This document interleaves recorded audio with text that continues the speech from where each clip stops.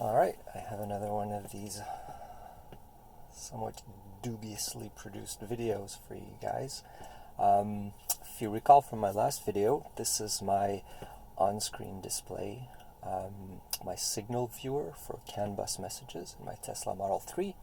It allows me to navigate all the signals that are available, all the quote-unquote secret signals. I've been playing with this a little bit. I've got new features that I didn't know I didn't do properly, like these multiplexed messages that will toggle. You see up here, they toggle between different sets essentially, so it uses the same message ID, but it's a different set. Some are pretty extensive, like the info here has a whole bunch of indices. You kind of see them toggling through. But really what I've always wanted to do with this is just to explore. What I've always wanted to do with this was have a nice sort of dash,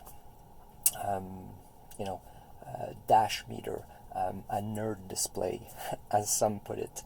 And being someone who was a kid in the 80s, of course, the ultimate nerd display for me was the display that we had in Back to the Future, the center console, that looked like that. So I thought to myself, well, if I can do this, why don't I have a Back to the Future themed nerd display? And that is what I want to show you guys tonight. So here is my Back to the Future nerd display. So on the top row here, in the proper orange, I have the drive inverter.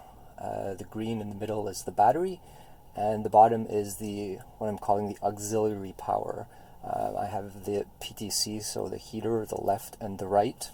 You can actually see if I crank the heat up, you see the amps. You see the battery draw going up, but you also see the amps go up significantly here. And if I bring it back down, was at 20 degrees. Yeah, you see it shoots right back down. This here is the PCS voltage and amps, so that's the power conversion system, also known as the DC to DC converter. It's what powers all the 12-volt stuff in the car, if you will. So in the middle here, I'm displaying the voltage from the battery pack, the amps I'm pulling from the battery pack, the nominal kilowatts from the battery. So this being an SR Plus has the 50 kilowatt battery. State of charge percentage is this state of charge percentage that the BMS uses as a value, as opposed to what's shown in the UI here. It's always a little bit more conservative in the UI. And we have the temperature of the battery at the far right.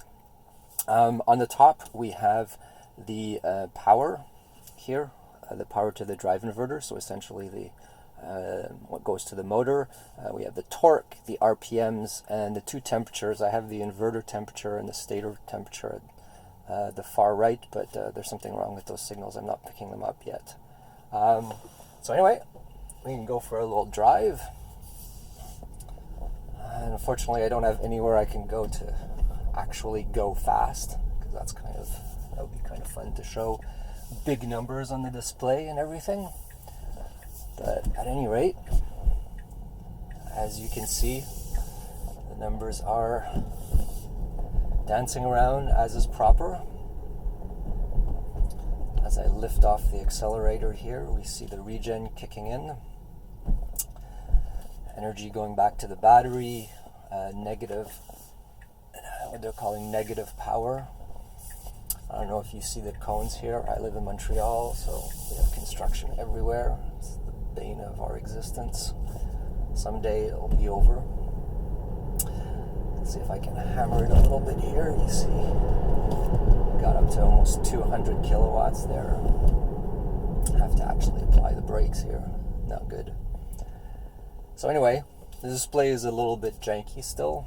Gonna work on that to make it more look more like realistic LEDs, be a proper nerd display and all. But I don't know. Let me know in the comments what you think. I think this is pretty cool. kind of been my dream to have a Back to the Future themed display in a car, and finally do it with the Model 3.